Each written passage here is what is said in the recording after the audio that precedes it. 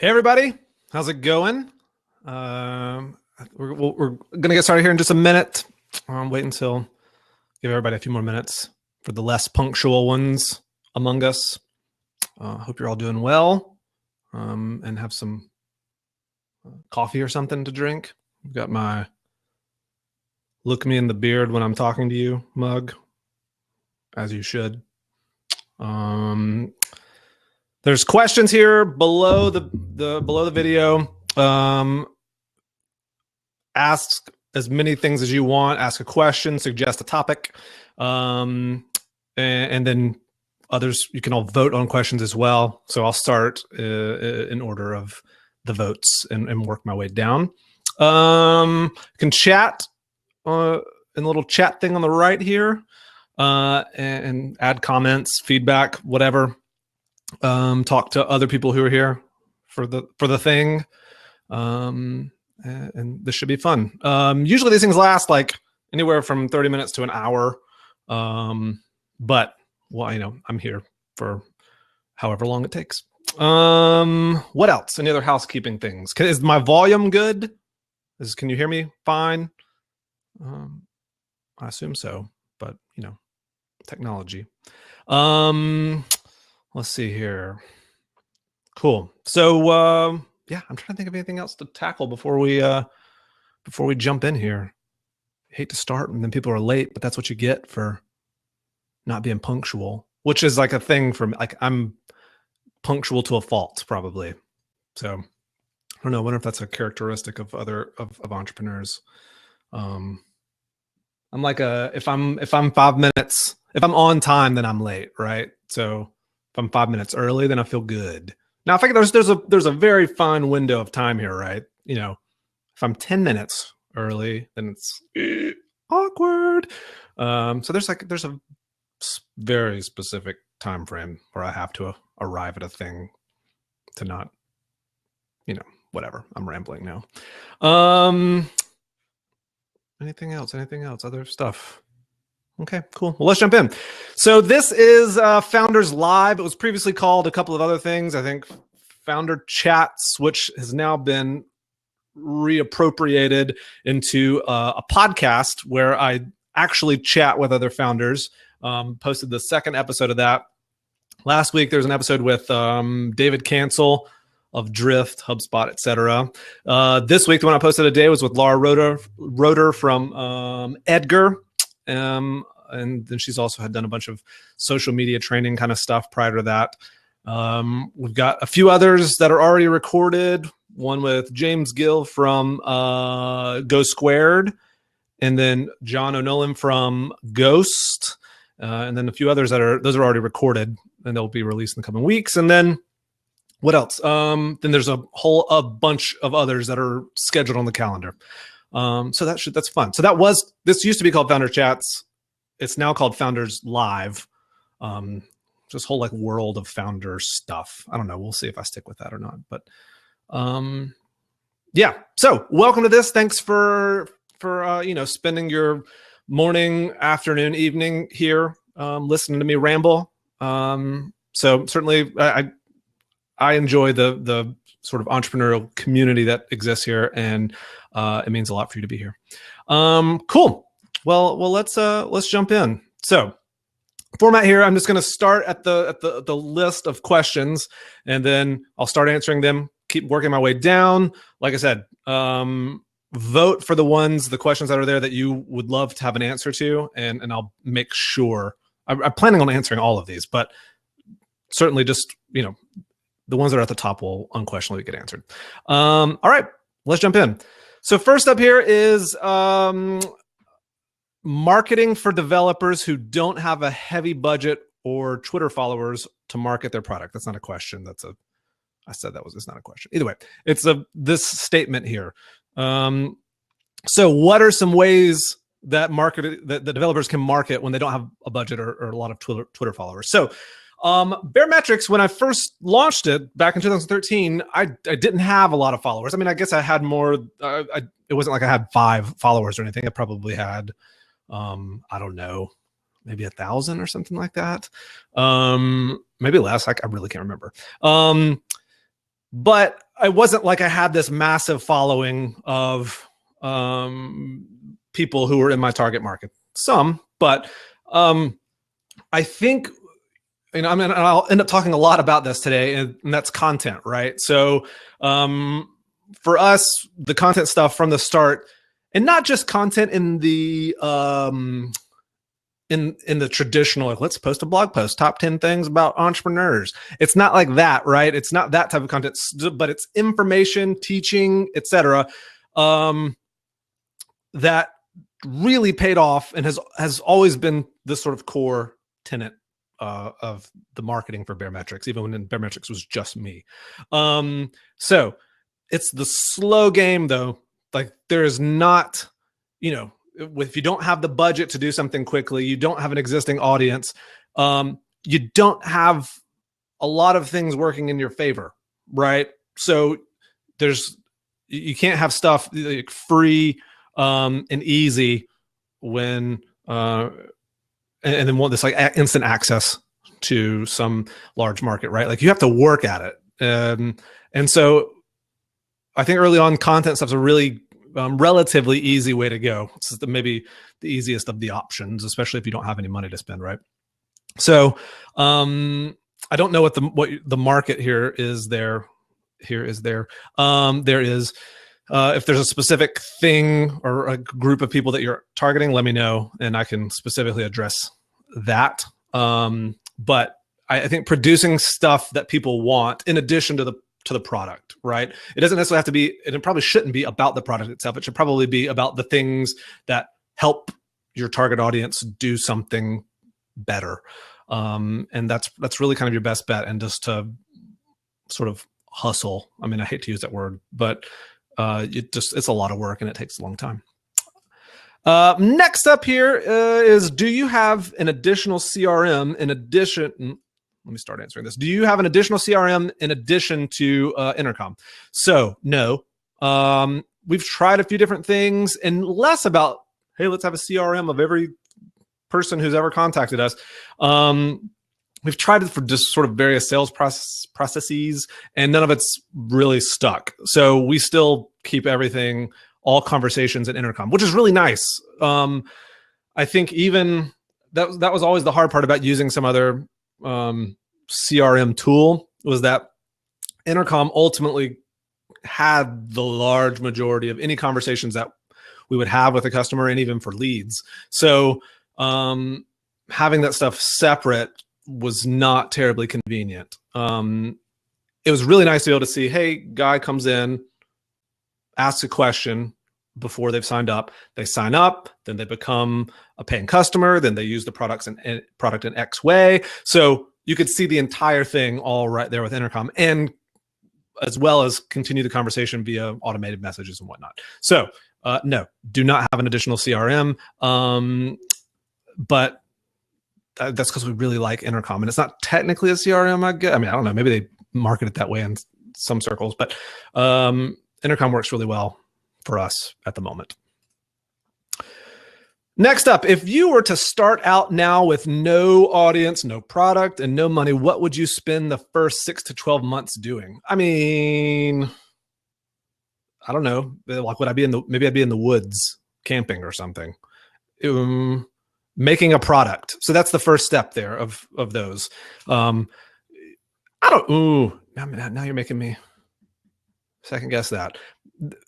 Having an audience ahead of time would be really beneficial. And I talked about that today, actually, speaking of founder chats. So Laura Roeder with Edgar, so she had years and years and years of social media training and has this massive following in the social media marketing space. So when she launched Edgar, which is basically like a content library for you to automate in perpetuity all your social media updates. So when she launched that, the exact people she wanted to buy, she had hundreds of thousands, if not millions of people already following her. That audience was already built in. So that was a massive win. I mean, they got to $100,000 in MRR in a matter of months because of that. So I don't know. The money stuff's sort of a non-issue.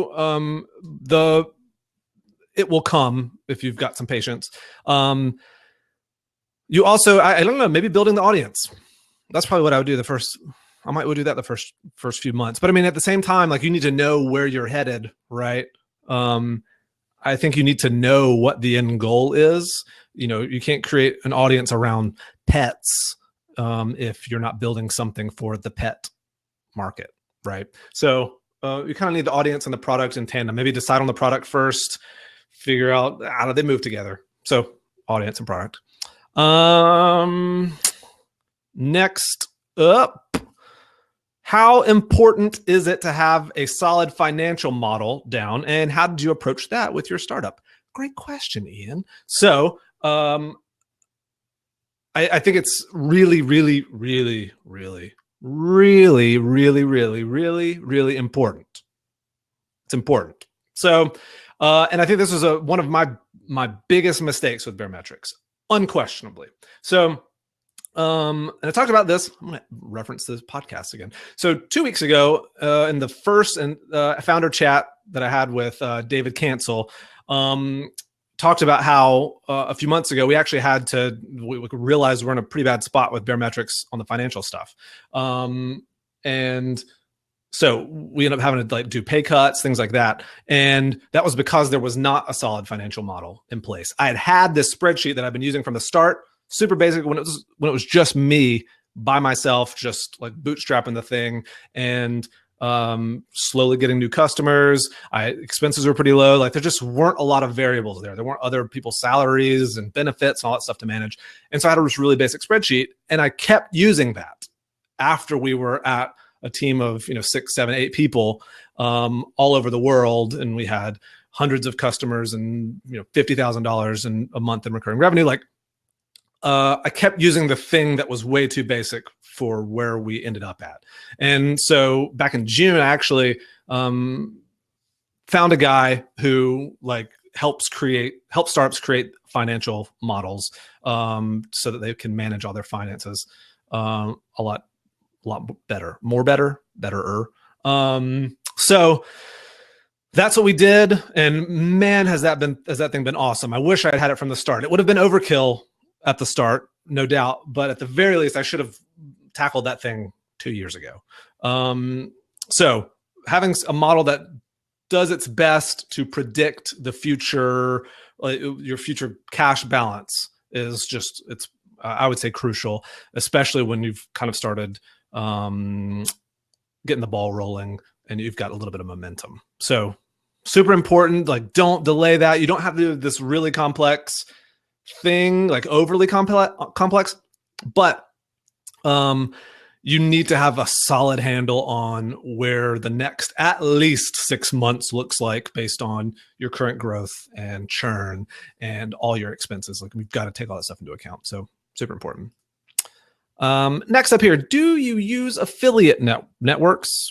I guess. Do you use affiliate networks? Do we have an affiliate program? No, we don't have an affiliate program. And then do we use affiliate marketing of any other? No, it would have to be, do we have an affiliate program? No, we do not have an affiliate program. And the reason for that is we are super heavy on the B2B. And arguably businesses actual substantial businesses really don't care about getting a free month of Baremetrics in exchange for them passing out some Baremetrics link all over the place.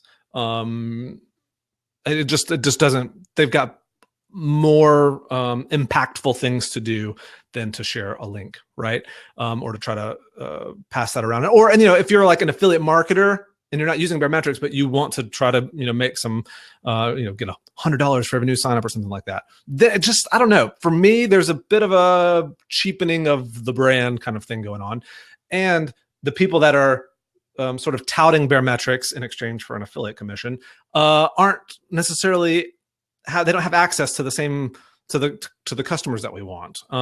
So different spaces, different ball game, right? So like my buddy Nathan at ConvertKit, affiliate stuff works really well for them because the pro blogger space, affiliate stuff like runs the show.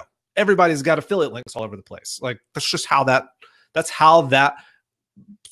sub industry functions. So that works really well for them. So fantastic. But to me, I don't know of any B2B software companies that that really have successful use of an affiliate program. It really has to be the B2C world, or maybe even like the prosumer kind of space. So, how do you measure the LTV of clients acquired on a specific acquisition channel or affiliate? Same way that you would calculate it, like on an overall level, which, I mean, I don't know, maybe I'm misunderstanding the question there. But in general, at least in the subscription world, you'd calculate LTV by having the average monthly revenue of a user divided by the churn rate. So that essentially says you're making $100 a month. The churn rate says how many months are you making that $100 a month, and that's the lifetime value. And then you just, sort of funnel that down as far as the acquisition channel. All right, next up, how to reduce decline transaction rates. There's a big difference between B2C and B2B.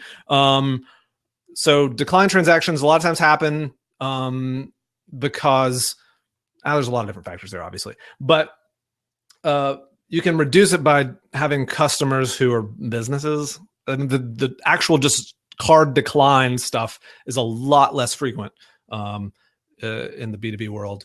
B2C, there's just a lot of like people canceling bank accounts and losing their cards and all sorts of stuff. But most of the time, decline transactions are not a direct result. They're not something that you personally can get a handle on. Like it's not something that's within your control. It's usually between the bank and the customer and whatever like fraud sensitivity setting they have attached to that particular person. All right, Fred asks, why did you get into entrepreneurship?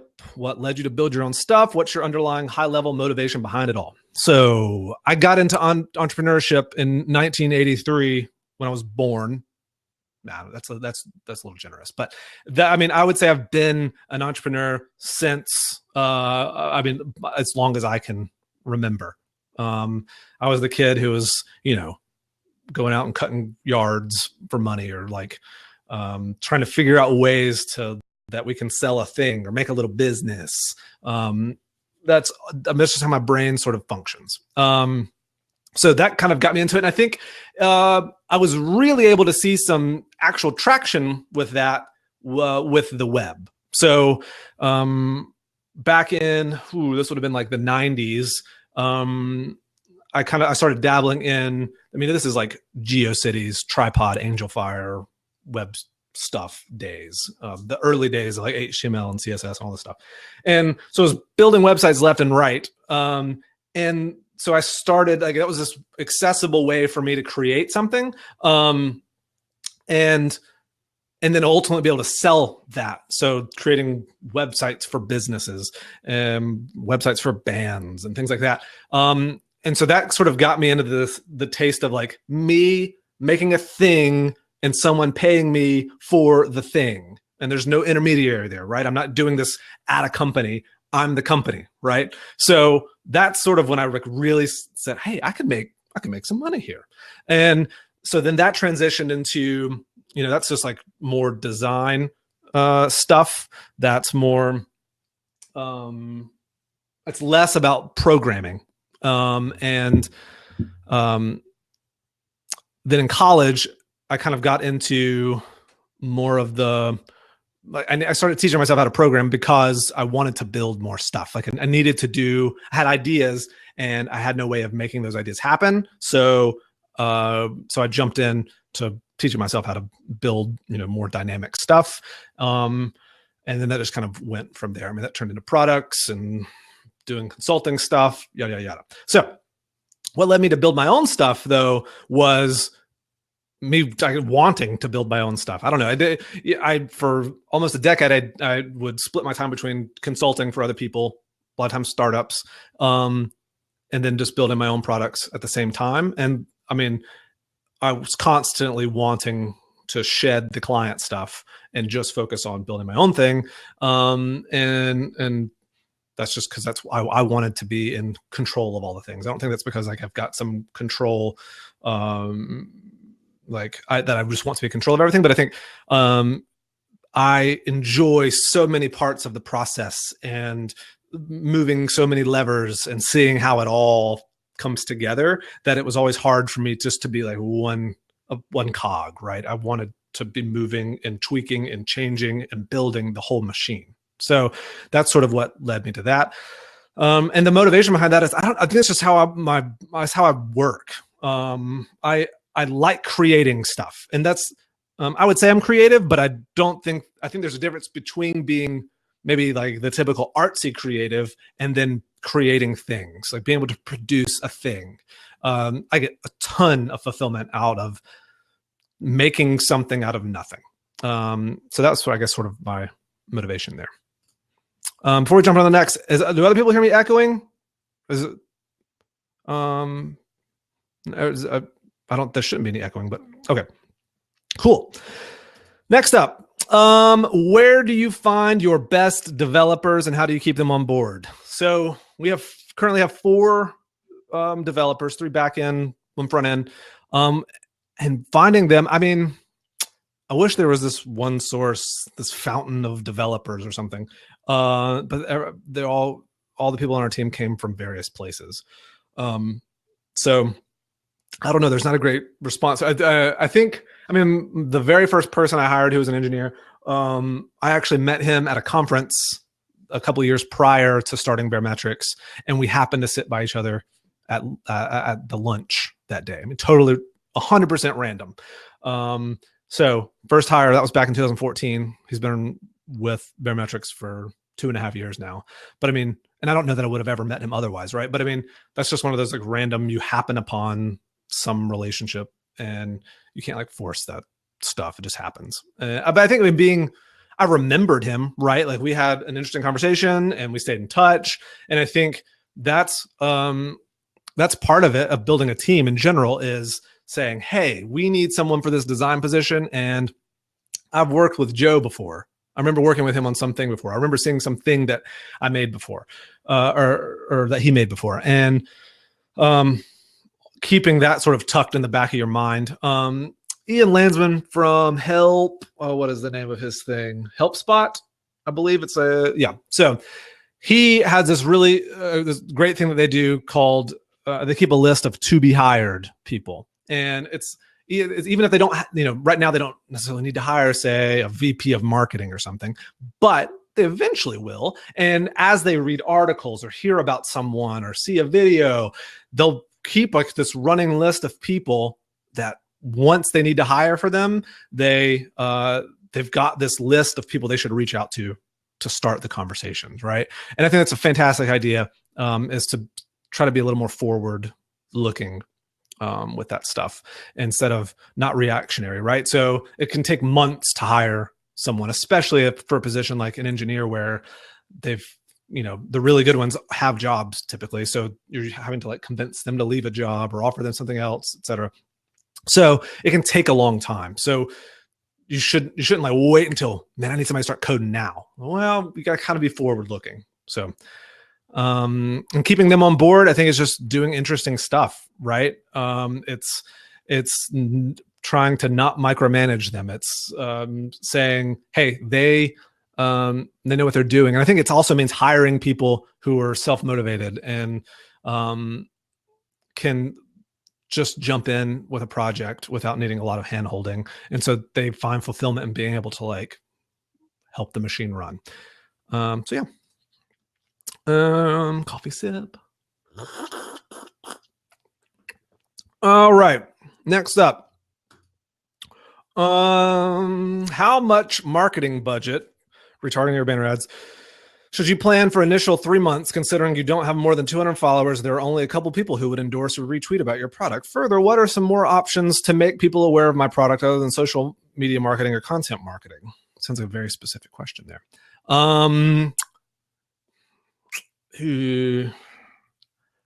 This assumes that you can just throw money at a problem. And I don't think you can. And I think saying, not using social media marketing and not using content marketing when those are arguably the cheapest and maybe even best ways to get in front of an audience quickly. It's hard. You can't just write that stuff off. It's basically saying if, man, you have to pick. There's no one guaranteed way for some marketing channel to work. I'm going to preempt this a bit. So next week, the article on barometrics that I'm writing about is actually, this fits in here, is like this marketing idea system that we have. So it's a spreadsheet where based on all these different factors, it spits out a score of every marketing idea you have and helps you prioritize like what should I go after. And you can influence the weight of the score. Maybe right now, you want something cheap as possible. So the cost factor, the weighting on that is, a lot higher, so that makes the score more, makes the score lower. So, either way, you'll see it next week. But either way, there's a way you can prioritize stuff by the factors that matter to your business where it's at right now, right? So if you need to do things cheaply, then it'll help you prioritize that by cost. If it's, you want something that's really low effort, that's a different factor there. If you want something where like you want to figure out what's the lead qualities are really high, then that's a factor in the weighting. So I think that's probably the best. It sounds like you're in a really, really early stage in your business, and you want to spend some money, but you don't have. You can't write off the social media and the content marketing stuff. You have to like jump in there and produce some stuff that people want. I don't know if there's a really easy answer there. Sorry about that. Let's see. Acquisition. What are your favorite paid acquisition channels? We do very, very little paid acquisition. A few that we've kind of been dabbling in for the past few months are, we've done ad retargeting for a long time, but I just paused that a couple weeks ago because it got to get really expensive, or it can be really cheap, especially early on, but it gets expensive pretty quickly, as with most advertising. And I wasn't seeing a lot of return on it. Facebook ads. So those are interesting. I think that can drive a ton of traffic, but the conversion rates on that stuff weren't great. Twitter ads are just insanely expensive. Man, I have tried it every which way in combination of audiences and formats and media, and everything is just obscenely expensive. I mean, you'll spend $500 and get like 4 clicks. So, or 4 leads or 4, it's just crazy. So I stay far away from it. I don't have any paid acquisition channels that I love. That's why the content marketing stuff's great, because it's really, really, really cheap. In a lot of cases, free to produce and has a really long shelf life. Whereas an ad is a blip, and you just paid a lot of money for that blip. All right, next up, hiring my first employee / co-founder who is an old friend. Dun, dun, dun. What should I discuss, sign, settle? I am not a big fan of going into business with friends. Not because I think friends are bad. I like friends. But it just changes the relationship. And in many cases will permanently change it. And a lot of times for the negative, right? You've got this pre-existing relationship already there. And so you bring all these different assumptions to the table and you butt heads because things aren't like the way that you expected them to, because you have lots of expectations, because you have a prior relationship. But you should discuss that, right? So being in business with somebody is in many ways like being married to them. So you should talk about the psychological side of that stuff. Unquestionably, you should talk about who's got final say on stuff. You cannot split things 50-50 on the decision making. Somebody has to have the final say. And the person who doesn't have the final say has to explicitly be okay with not having the final say. So you should discuss that. You should sign all sorts of documents that make it clear who owns what, who gets what, who's in charge of what, who's getting paid what are you in control of in the company. You've got to make all this stuff as clear as day, and much clearer than someone who's not an old friend. But either way, it's good to talk about all this stuff as much as possible, even if it feels like kind of a waste of time, or like, oh, that's not that important. You should talk about it. All right. Next up, boom. What's the thing you hate doing most about your role with Baremetrics or business in general that if you had a magic wand, you'd change? It changed it, man. I don't know. Like, there's not a lot of stuff that I just don't enjoy doing. I mean, back to that question about financial models. That's not my bag. It needed to be my bag. Like, I should have made that my thing, but I just dislike balancing bank stuff, man. I mean, in pre-business, I mean, when it comes to, you learn about balancing your checkbook. I just never would do that stuff. I don't enjoy like historically looking at all the little line items. Accounting is not something that is enjoyable to me. So I try to avoid that, but I avoid it a lot less now. Though I still have, we have a guy who built the financial model who also stays on a consulting basis to help me stay on top of that stuff, just so that I can get better at it. But other than that, I mean, I don't know. There's nothing that I think the variety of stuff that happens on a day in and day out basis keeps any one thing from just grating on me. If I hate something, then I probably won't have to do it again for another at least week or something, right? So there's not too much. What books, blogs have been most helpful in your venture? What are your top 3 or more books? So books wise, I read nearly no nonfiction. And almost no businessy startup stuff. It just doesn't interest me. I read a heck of a lot of fiction. So that's, I mean, fun, great. I can read fiction books.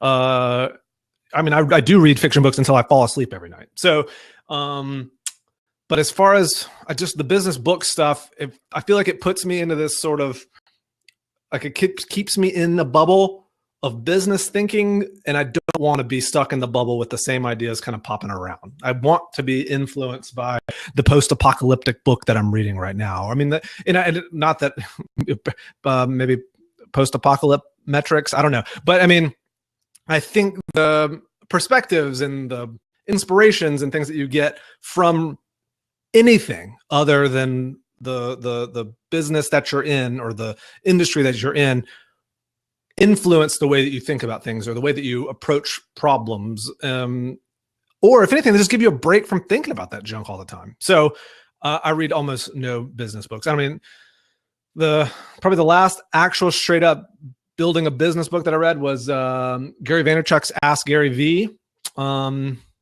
He's kind of an entertaining guy, and the book was an entertaining read. So it was great. I don't know that I would say like you should absolutely read that book. My go-to book for when somebody recommends, like, hey, what should I read, is The War of Art by Stephen Pressfield. That's just a great book for getting over the hump of early on in Baremetrics, I had like convinced myself that certain things were or weren't possible. And reading that book got me over that thinking that, no, that's not possible. When you think something's not possible, that's just your inside, your conscious, whatever you want to call it, convincing you that it's not, that you aren't capable of doing something, and you are capable of doing it. And chances are the thing that you're like procrastinating doing is the thing you should be doing. So blogs, man, I don't keep up with any specific blogs. Or, I've got a whole RSS feed full of stuff, but even I hardly ever check that. So that's about all I got on that one. Let's see here. Next up, what are your growth hacking tricks? I don't know. I don't really have tricks per se. To me, it's sort of a doing stuff that is like repeatable systems here, right? So it's doing stuff that creates long-term value that will pay off. You know, an article that I wrote 2 years ago still gets tons and tons of traffic and sends new customers, right? So like that's the kind of stuff I want to build, a library, a big honking bucket of stuff that can be reused and repurposed and has a shelf life for years and years and years and years. So I don't know. My only trick there would be to create stuff that can be reused, right? So I'll write an article for the blog, and then we can use pieces of that to create little startup tip videos, or we can repurpose that to put into the business academy, or create all sorts of little social media snippets to post elsewhere, or repurpose an article for Medium. I mean, like something that still goes all back to the having a long shelf life. So that's my tip there. How do you track what's working for acquiring customers? So this is a thing that someone should solve this, right? So tracking where customers are coming from, how they found that thing, whether it's an article or they saw something in some video or some friend told them about it. That stuff is darn near impossible to track. And if somebody can fix that, I will pay you large sums of money. There's lots of people who say they fix that and that they've got a solution for it, but it just doesn't work. And I found this to be the case with every other founder I've talked to. There's a difference between like tracking, say like AdWords. Yes, you can track that stuff, but that's the paid acquisition channels, right? So those are explicit sort of financial transactions to acquire a customer that a lot of times you can track. But even that's still just a very small portion of it, right? So even, say TV advertising works well for you, there's almost no way to really track that. To me, it's one of the biggest problems especially in the small to medium-sized business space, where people don't have massive amounts of money to do paid acquisition. So tracking things like content, so hard, if not impossible, at least to do it consistently and reliably in a way that's measurable, and that you can tie that back to. There's lots of what you can infer, lots of stuff based on referral URLs and things like that. But I mean, it's a really tough problem, and I don't think there's a great solution at the moment. Sorry, that's not a great answer there.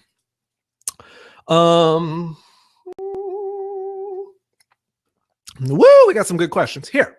Keep them coming. Okay. Next up, how did you find out that there was a problem to solve? Was it your own problem that made you make Baremetrics? Yes, Baremetrics was a scratch my own itch scenario. So I had 2 SaaS products at the time. This was late 2013, both in sort of survey space. And I'd had them for a while. I've been building them for a while, and needed metrics, MRR, lifetime value, churn, pretty basic stuff initially. And I had tried to use spreadsheets, had tried to use other sort of generic analytics platforms, and nothing worked. I mean, the spreadsheet stuff, again, that goes back to me hating to do the accounting stuff, and typing numbers into spreadsheets felt like accounting. And it was ripe for me to make a typo. So that didn't work for me. Then the generic analytics platforms took so much work to integrate, to even get up and running, required this deep implementation within the app.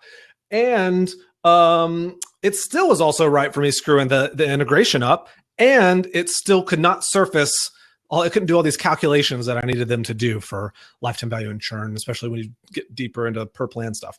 So I built Baremetrics to solve that. And that was the impetus for that. And it turns out other people wanted it too. So I don't know. Maybe I lucked out. I did not intentionally go to build Baremetrics. In fact, it was going to be an internal tool. I had no intention. It was just going to be like, build this little internal tool, because I could not find anything else that could solve the problem. But yeah, I ended up, hey, let's throw it out there and see what happens. And stuff happened. Ian asks, funding Bootstrap? Yes. Barometrics was both. Bootstrapped at the start, took on some funding. I am not opposed to either. Different tools for different jobs, different purposes. You can misuse either, unquestionably. I don't think either is the only way to do something. And I don't think that there's a constant set of variables that always mean you should use funding or should always go the bootstrap route. I think bootstrapping something as long as possible is great. I think what happens, and a lot of times what you hear when you've got the anti-VC sort of rhetoric starts making the rounds, it's usually about some company who started with massive amounts of funding. I haven't had $10 million in funding from day one before they had built a single thing. And that gets super dangerous because they're never forced to, or they're not forced to address the business viability issue until many years down the road. And then that can be dangerous. So I think one option that can work well is to bootstrap early on, as long as possible, till you prove that there is a thing here that someone wants. And then if you want to take on funding after that, if it makes sense to take on funding after that, if you have a legit reason to take on funding and a way to use that funding that does not put you in a really bad spot, okay, cool. That's your decision to make, man. Totally fine. Either ways can work just fine. All right. Where do you spend your time now as a founder? So me personally, a very large majority of my time is spent producing content. So it's doing stuff like this, the Founders Live stuff. It's making podcasts. It's writing an article every week. It's repurposing some of that stuff too. So that is a large portion of my time. And it's also, I probably 90% of my time is split, we'll say 45% on content, 45% on product management kind of stuff. So making sure, like, keeping the queue of what needs to come up next as far as prioritized features or tweaks to the app or improvements, making sure that we've got a handle on what should be done when. And then also there's some design stuff thrown in that too. But those two things make up probably 90% of my time. All right, Mark asks, I love that you create an audio version of each blog post. Do you have any shareable data on how well this has performed for you? Any measurable impact on customer acquisition, other parts of the funnel? I wish I had, hey, people who listen to the audio version of the article are 10% more likely to become a paying customer. I don't have that at all. And this goes back to that question from before about tracking customer acquisition. There's so many things that are just not possible to track. I can track if somebody listens to something, right? But I have no idea necessarily where they came from on their journey to finding this podcast. If that podcast was even the reason that they signed up at all. I mean, there's just so many influencing factors that there's no way to tie content stuff to the acquisition side of things. I don't think there's a great way for that. I enjoy doing it. It's easy to do. So I've written the article already, and making this audio version is me reading the article. That's it. And then I throw it in GarageBand, move a couple of clips, the intro and outro around, and upload it, and I'm done. I mean, it's nearly no additional work, but I get every single article, there's somebody who writes in and says, hey, I love the audio version of that. Thank you for putting that up. That makes it a lot easier for me to digest this article. And I think the reason for that is that, as humans, we're not robots, obviously. So everybody's got different ways that they prefer to take in certain information. And some people love to read.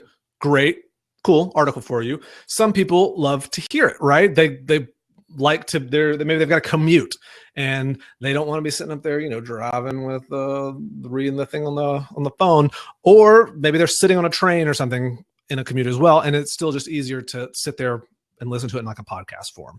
And I get that. And it's so little extra work on my part that it's why not? So Next up, what does it mean to be patient in creating a sustainable and profitable business? We launched a technical startup on Sunday. We have 4 users trialing our product, and I'm already impatient that enough traction is not coming. Should I be worried or be patient enough and invest in making people aware of the product? Well, you should certainly make people aware of the product. That's probably the only thing you need to be doing. It's only been, 4 days? So, I mean, it takes a long time. There's what you hear about in startup news is not the stuff that takes a long time, but 99% of businesses are what Gail Goodman, I think, from Constant Contact calls the long, slow SaaS ramp of death. I might have gotten some of those words mixed up, but the idea here is that it takes forever. It's not, the hockey stick thing is so rare. It's just this long slog that can take years. And I think you've only been around for 4 days, man. So give yourself a little bit of a break, but also don't you should work on the traction stuff. You should work on making people aware of the product, unquestionably. That's the only thing that you should probably be doing right now, because you need the feedback from users, and not trialing users. You need feedback from paying users. That's the feedback that matters. All right. How do you approach new business directions or new opportunities within your existing business?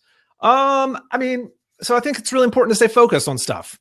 And you need to stay focused on not even necessarily looking for new business directions. You should be looking for, how can I make our current direction, how can we take as much, make as most of this opportunity that we have now?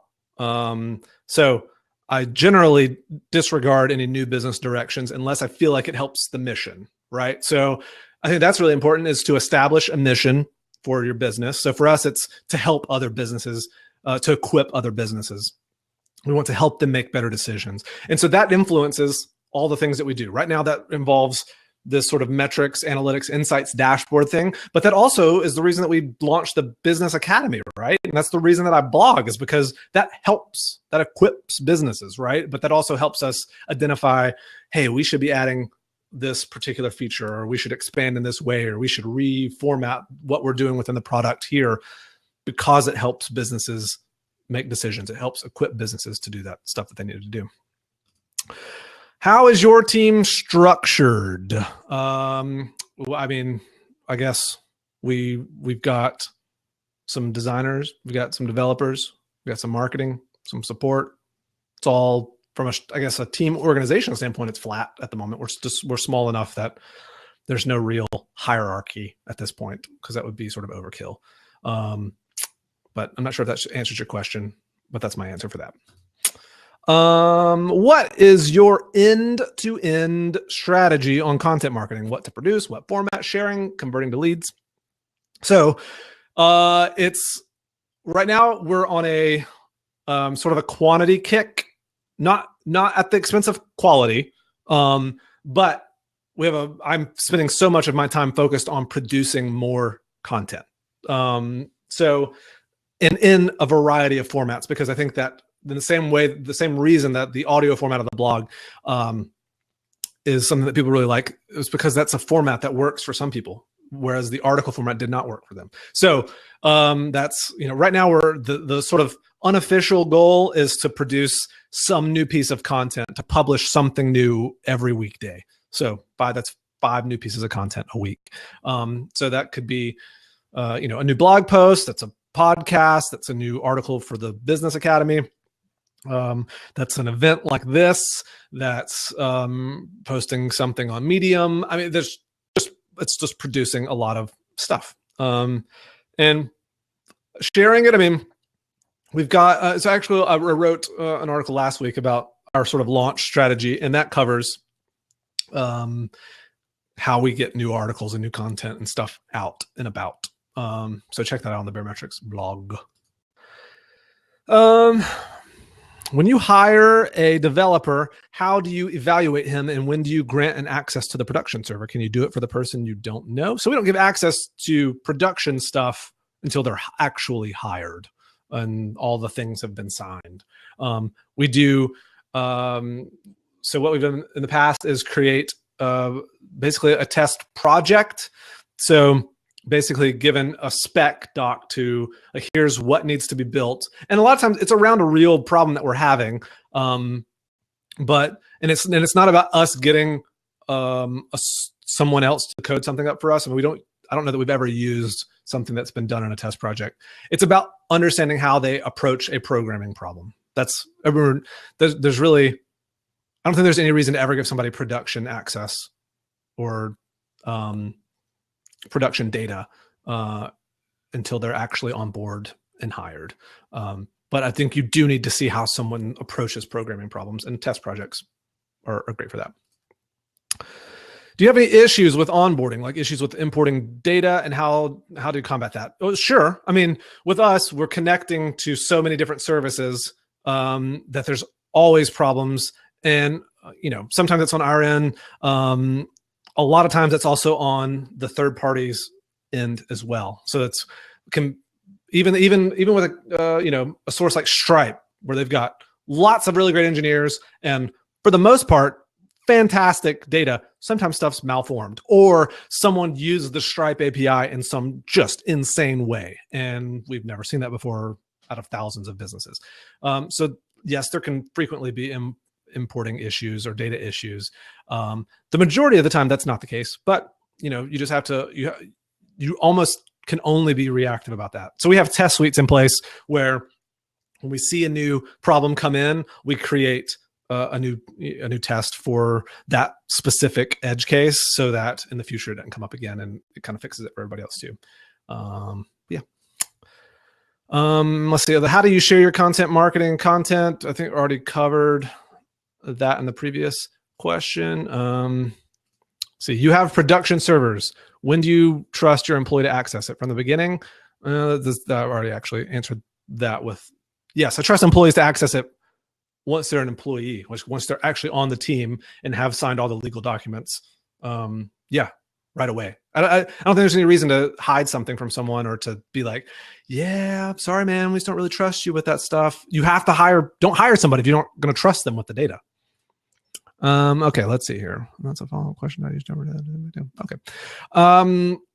David asks, when bringing out new features, how do you decide what service tier they fall into? I.e., do you think it's better to presumably increase conversion retention rates in lower tiers by adding value to existing subscriptions, or have you found that it makes more sense to introduce a higher level tier that requires upsell of existing customers? Your Dunning feature comes to mind. And the follow-up is, what strategy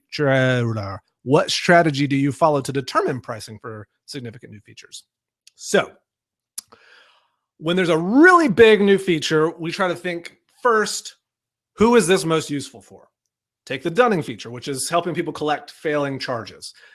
That, despite what people who are making $100 a month think, is not useful to the guy making $100 a month. So it doesn't make sense to put that on the lowest tier, because that person stands to receive basically zero value out of it. And it's easy for them to mentally write that feature off as like, well, that thing didn't do anything for me. Right. Because it does not fit where you are with your business right now. So that's the first step, is who is the customer for this feature? Who actually stands to get tangible value from this? And then from there, it's, you kind of figure out what pricing plan that means, like where do most customers fall into that? So that's sort of the main thing. So generally speaking, you want people to pay for value. I mean, that's the relationship, right? It's not, we're not in like the business of altruism. We're in the business of business, and customer pays for value, and ideally we offer value that exceeds what they're paying for. But those things, they don't get infinite value at a fixed rate. There has to be this relationship where as they get more value, they also pay more. But ideally, the value that they get still always slightly outdoes what they're paying for it. When will you start showing stats on trials? Very soon. Very soon. I promise. It's coming. It's coming. It's coming. It's coming. Man, can't come soon enough. No doubt. We want it to. We have trials. But that's all. I can't say more, but it's coming. Is someone moderating this live stream on your team? I don't think so. Kagan, who's customer success extraordinaire for Baremetrics, maybe here. I don't know, but no one's moderating. So hopefully none of you post terrible things. Is your team 100% remote? How many countries are they from? Yes. So 100% remote, and we're in 4 countries at the moment. So yes, we're all in different places. We see each other occasionally via team-wide retreats, but other than that, yeah, totally remote. All right. Let's see here. We're getting through. We're almost done with all these questions. Okay. That one's not really relevant to everybody. We'll skip that. So how do you know when a failed transaction is due to too many tries? Well, your payment processor should tell you that. The payment processor would return that there were too many tries. That's a pretty common error. Do you think a weekly plan can influence the rate? Yeah, absolutely. But I mean, that's up to the bank. So the bank decides, again, there's this threshold that they decide if something is too many tries or not. There's no hard rule there, unfortunately. Let's see. The tax stuff is kind of off. I mean, not really relevant.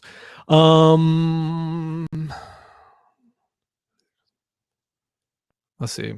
So do you track the LTV of customers by acquisition channel, and how? No. So we don't track that right now. Again, I mean, that's something that's coming to Baremetrics.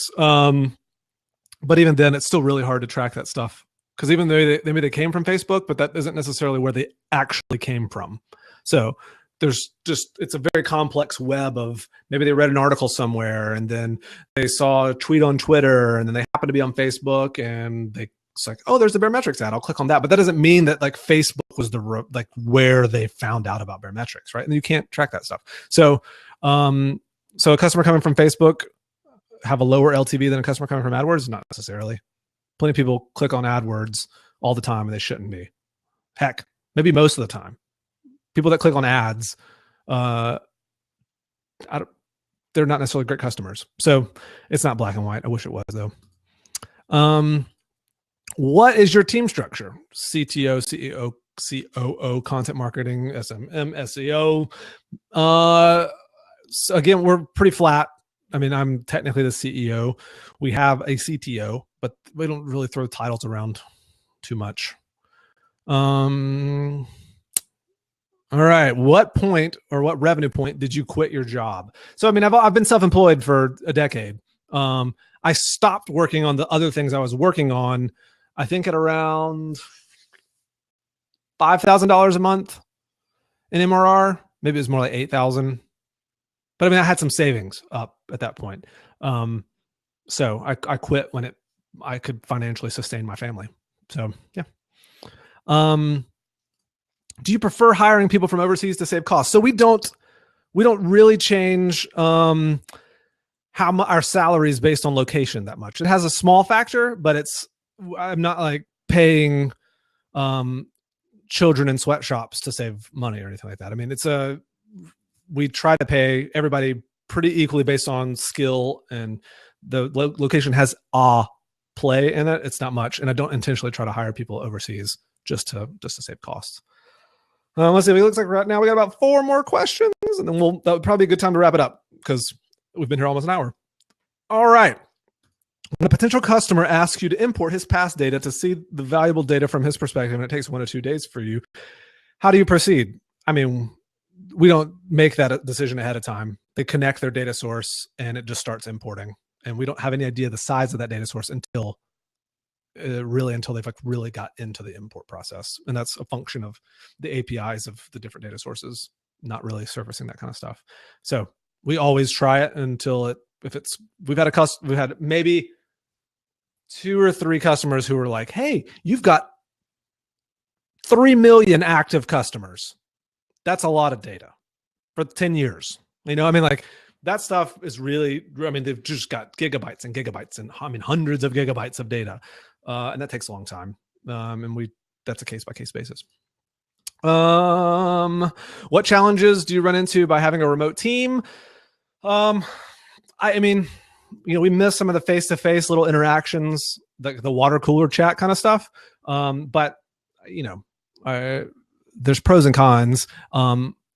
We get access to people on our team who otherwise would not be interested in working for us because they don't want to work in an office. And we're not forced to say, hire in Silicon Valley where an engineer costs $200,000 a month. Right. So in reality, I avoid trying to hire from just disproportionately expensive places because we don't need to.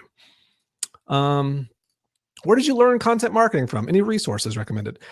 I don't just doing business for years and producing content and seeing what the feedback was like, and what people had great responses to, and what had less than great responses or no responses, that kind of stuff. Any resources? I think just follow people who produce really great content. I think like Alex at Groove, I think the website's groovehq.com/blogs. He produces a lot of really great content. But I think your best learning, as with most things, is to just to produce, to make stuff. I think that's the best. When you were at $5,000 to $8,000 MRR, when you quit, were you the only employee or you had payroll to fulfill? No, at that point, it was still just me. I think the first hire happened at around $10,000 a month or something like that. I mean, again, I was still able to use some of my own savings, our own savings, to help make up some of my own salary so that I could hire someone a little bit earlier. But I think it was probably around 10,000. What were you working on before Baremetrics? Lots of stuff in the 10 years prior to Baremetrics. Immediately before Baremetrics was a thing called Pop Survey and another thing called Temper, which are both customer survey stuff. And I built Baremetrics for those businesses and then stuck with Baremetrics. From your perspective, what is the essential element that customer success must get right? I think you need to be genuinely helpful to people, not view customers as this transaction or customer support request as just a transaction of, you ask question, I give answer, but helping the customer actually succeed at at their job, right? Which could be different, right? One person using Baremetrics might be using Baremetrics for the customer insight stuff. So they're trying to learn who their most valuable customers are. That person's a different person who's trying to get high level financial stuff. And so he has a different measure of what's success for him. And I think the essential part of that is making whoever it is and whatever their role is succeed in their role. You created the first version of Baremetrics without working side by side with your CTO. Yes, I created the first version and the second version. In the first 6 months, I was solo, totally doing everything: design, development, back end, front end, marketing, support, everything. So yeah. And then my CTO came on board and fixed all the junk that I had done poorly with. Let's see. I heard that Stripe funded Baremetrics. Are they investors? What's the relationship of Baremetrics with Stripe? So Stripe created this thing called the Stripe Platform Fund or something like that. But that was actually a partnership. Yeah. So yes, we have a relationship with Stripe, like an on-paper relationship, business relationship that covers lots of stuff. But the funding stuff actually went through General Catalyst, who's an actual investor, and they created this fund to help sort of encourage people building stuff on Stripe. So Stripe isn't directly an investor, though, but we do have a direct business relationship with them. General Catalyst is technically the investor. And so, yes, they invested total $700,000. And this will be our last question here. When do you hire an extra person? When you have an extra 10,000 in revenue? You hire when it makes financial sense to. I mean, I think you should hire as soon as you can. As soon as it makes financial sense and does not run the business into the ground, you should hire. And that's different financial spots for different people. For us, it was about $10,000, but that was based on me also having some savings that I could tap into. So that's that. All right. That does it for this puppy. Holy moly, I yapped for an hour. Thank you guys and gals so much for tuning in, hanging out for a little while. Hopefully it was useful. A recording of this will be available in short order. I would be irresponsible of me to not mention Baremetrics.com. If you need some subscription analytics, we support Stripe, Braintree, Recurly, and are releasing our API very shortly. We're actually already beta testing it. So if you need that, hit me up so we can support any subscription company. I think that does it. Shoot me an email if you have any questions, josh@baremetrics.com or Twitter @Spigverd. And let's see. I think that does it. All right. Thanks, folks. Talk to you later.